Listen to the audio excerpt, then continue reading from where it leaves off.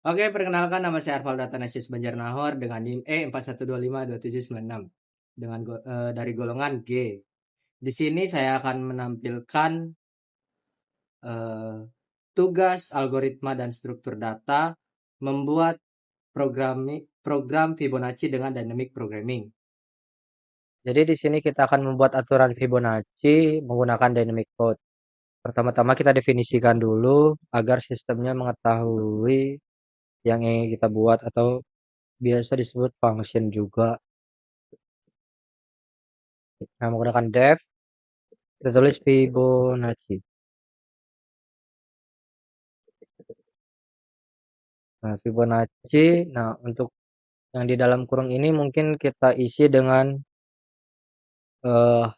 aturan-aturannya. Menurut saya ada 3 elemen penting yang perlu kita perhatikan untuk membuat aturan Fibonacci, yaitu banyaknya bilangan, angka pertama, dan angka kedua. Nah, untuk banyaknya bilangan kita misalkan saja N, dan untuk angka pertama mungkin kita misalkan A1. Nah, untuk angka kedua kita misalkan A2. Oke, di sini kita kasih titik 2. Nah, yang pertama kita buat aturan untuk N-nya. Nah, karena di sini N adalah banyaknya bilangan, maka bilangan tidak boleh kurang dari 0 atau bilangan tidak boleh kosong. Tidak, jika bilangan kosong ya berarti tidak ada angka sama sekali. Gitu. Nah, kita menggunakan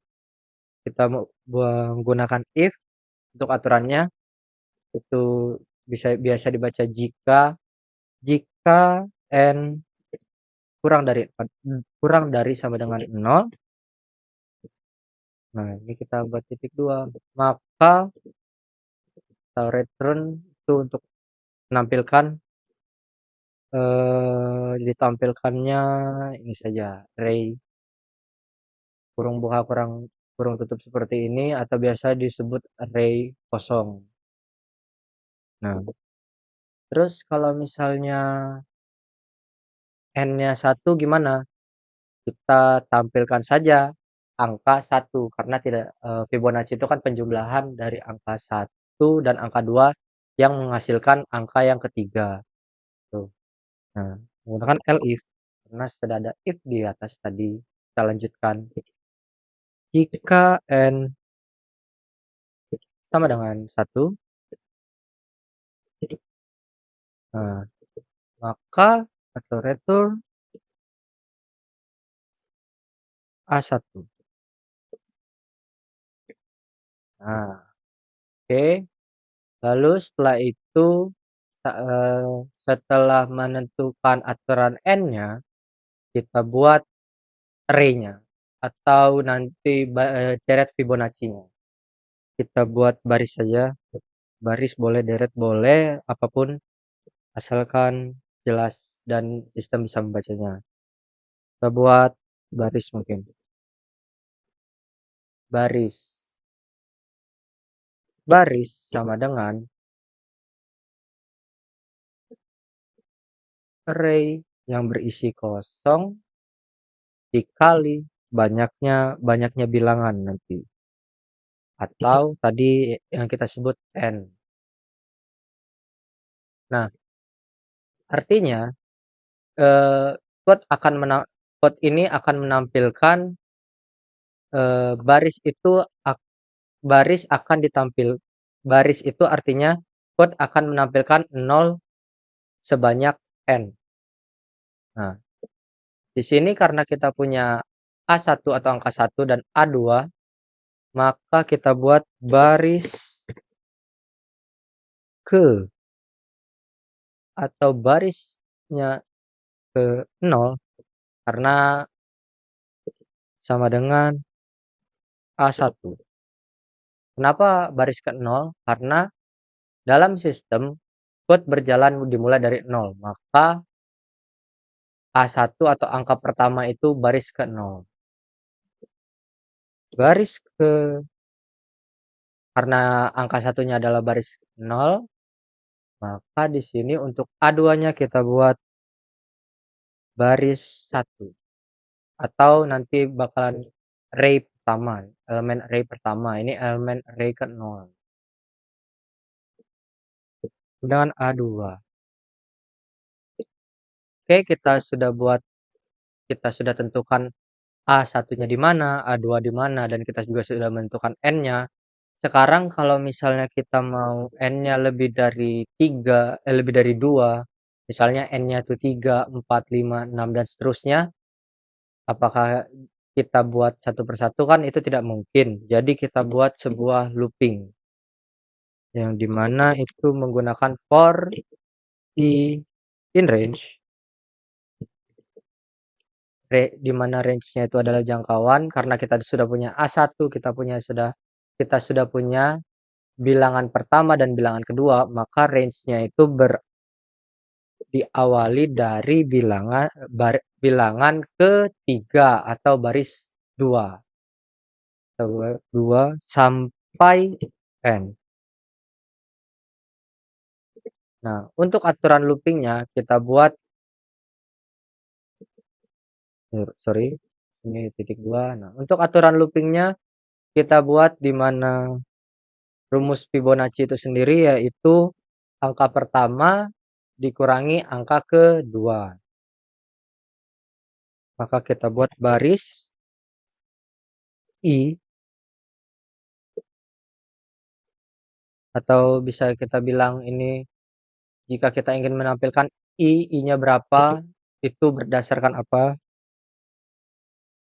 Nah, baris i ini berdasarkan baris i dikurangi 1. Sorry, ini baris i dikurangi 1 ditambah baris i dikurangi 2. Kenapa kita membuat seperti ini? Ini artinya jika saya ingin menampilkan baris i, maka saya harus menjumlahkan baris i dikurangi 1 ditambah baris i dikurangi 2. Karena balik lagi tadi Fibonacci itu angka ketiga itu berasal dari angka pertama ditambah dengan angka kedua. Jadi jikalau i-nya adalah 3, misalnya i-nya 3, itu artinya baris 3 berasal dari baris 3 dikurangi 1 yaitu baris 2 ditambah baris 3 dikurangi 2 yaitu baris 1. Baris 2 ditambah baris 1 menghasilkan baris ketiga. Nah, jangan lupa juga di sini kita bikin return baris. Nah, return ini berfungsi untuk menampilkan hasil. Nah, hasil yang akan return ini adalah memanggil hasil yang akan ditampilkan setelah kita membuat suatu aturan. Nah, setelah itu kita sudah punya aturannya nih, kita sudah punya definisinya, definisi dari aturan Fibonacci. Nah, namun kita belum masukin outputnya nih, yang buat ditampilin di output nanti gitu. Nah, untuk menampilkan outputnya kita menggunakan yang namanya try.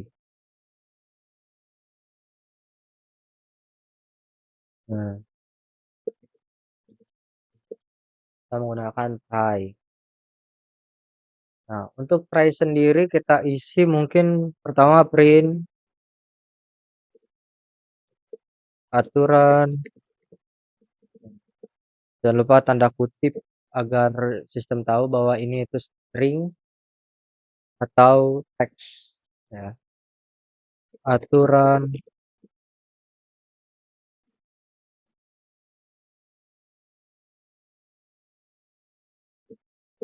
Fibonacci. Nah, jadi ini tuh agar nanti saat di run dia langsung ngeprint atau menampilkan tulisan aturan Fibonacci agar tidak agar kita tahu bahwa yang ditampilkan itu aturan Fibonacci. Nah, oke. Setelah itu di sini ada N, ada A1 dan A2. Kita nggak tahu nih N-nya berapa, A1-nya berapa, dan A2-nya berapa. Maka di sini kita butuhkan sebuah input dari user misalnya, agar memasukkan manual N-nya berapa banyak angka yang mau, berapa banyak N atau berapa banyak angka Fibonacci-nya nanti, yang berada di dalam deret Fibonacci-nya, terus angka angka kesatunya itu berapa dan angka keduanya itu berapa. Kita masukkan print, masih kita masukkan print. Oh, enggak. Kita langsung definisikan saja. N itu sama dengan integer tentunya, karena kenapa kita menggunakan integer, karena kita hanya perlu angka bulat untuk inputnya. Nah, setelah itu baru kita masukkan input untuk meminta user mengisi gitu. User mengisi angka berapa yang untuk N-nya. Berapa nilai N. Baru untuk inputnya untuk teksnya mungkin kita kasih masukkan nilai N. Oke, terus kita definisikan lagi A1-nya itu berapa. Kita buat hal yang sama, yaitu in, karena angka 1 karena angkanya kita perlu angka bulat, maka kita tetap memakai integer. Input untuk memasukkan angka, dan di sini untuk teksnya kita buat masukkan masukkan angka ke 1. Oke, jangan lupa titik 2. Oke, setelah itu di sini untuk A2 juga sama, kita masukkan integer input, masukkan angka ke 2. Oke, jangan lupa titik 2-nya. Nah, oke. Nih, untuk outputnya kita sudah punya ini aturan Fibonacci, lalu kita sudah punya inputan. Nah, setelah nge-input artinya kita perlu hasilnya. Nah, di sini kita coba buat untuk hasil, karena kita sudah punya sebuah aturan untuk membuat Fibonacci, maka kita buat hasil adalah aturan Fibonacci,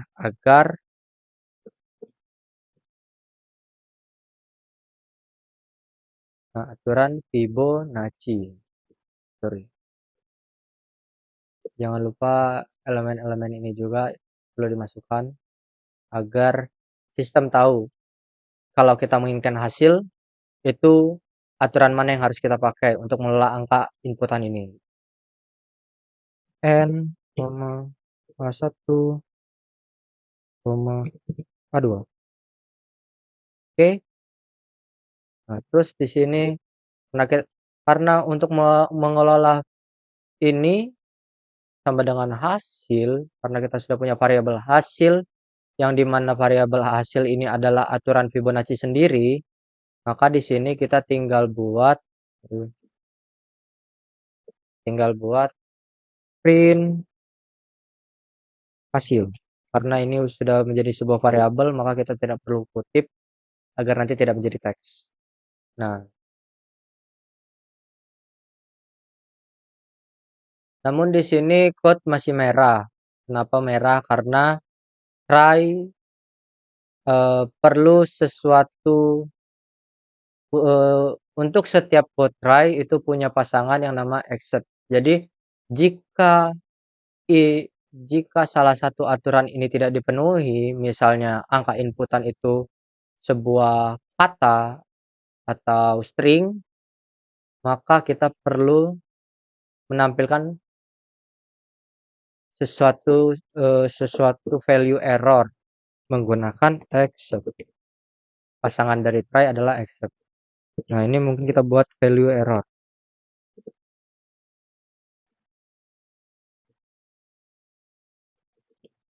Nah, value error. Oke.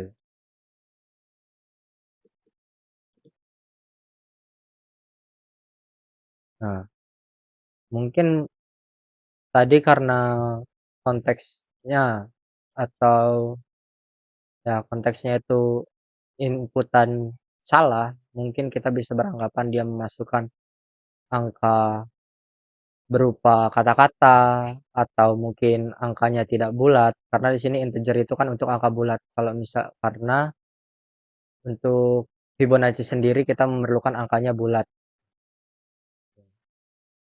Kalau misalnya di sini kita memasukkan angka yang tidak bulat, maka sistemnya akan error. Dari sini coba kita buat print saja untuk menampilkan angka tidak valid. Nah, jangan lupa kutipnya.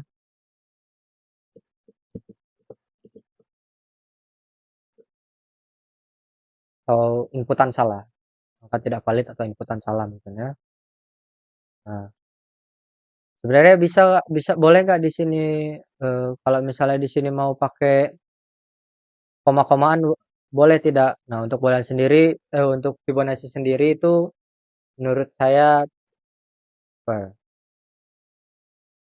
tidak untuk n-nya tidak mungkin ya.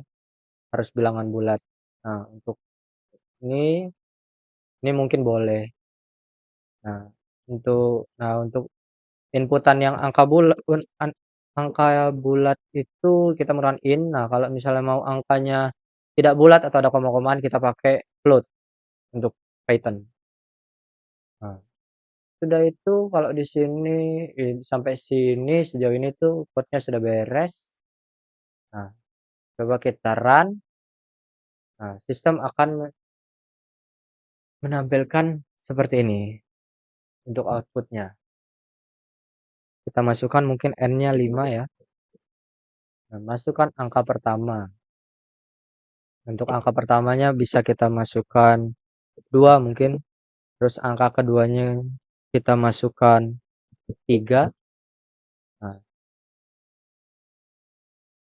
di sini A1 itu sudah A1 itu 2 yang akan ditampilkan di sini sebanyak 5. N-nya 5 itu 1, 2, 3, 4, 5 gitu. Ada 5 angka yang menggunakan aturan Fibonacci. Di mana 2 tambah 3 itu 5, 3 tambah 5 itu 8, 5 tambah 8 itu 13. Gitu, sebanyak N kali. Nah, lalu kalau kita masukkan, kita hapus dulu. Tuh, kalau kita masukkan N-nya sama dengan 1, nah, kita ingin memanggil fungsi atau aturan yang ini, jika N-nya sama dengan 1, berarti dia tetap meminta inputan angka ke 1, itu misalnya kita taruh 12. Nah, angka kedua itu misalnya 1, kan? Kenapa dia hanya menampilkan 12? Karena di sini kita buat jika N sama dengan 1, maka tampilkan A1 atau angka 1. Kalau kita run ulang, kita masukin N sama dengan 0, angka 1 mungkin 10, angka 2, 2. Nah, karena kita masukin N-nya sama dengan 0, maka aturan yang berfungsi adalah yang sampai sini saja. Tuh, jika N sama dengan 0, maka tampilkan kurung kosong gini, atau disebut array kosong. Lalu untuk bagian ini Bagian ini bisa kita buat jika tadi kalau misal kita masukkan n sama dengan 1, tapi berupa teks. Maka yang berjalan adalah accept value error ini. Karena n itu harus integer. Nah, terus kalau kita masukin koma-komaan gimana? Kita masukin 0,1. Angka tetap tidak valid karena ini bukan sebuah integer, tapi ini adalah bilangan float. Oke, sekian dari saya. Mohon maaf bila banyak kesalahan. Terima kasih.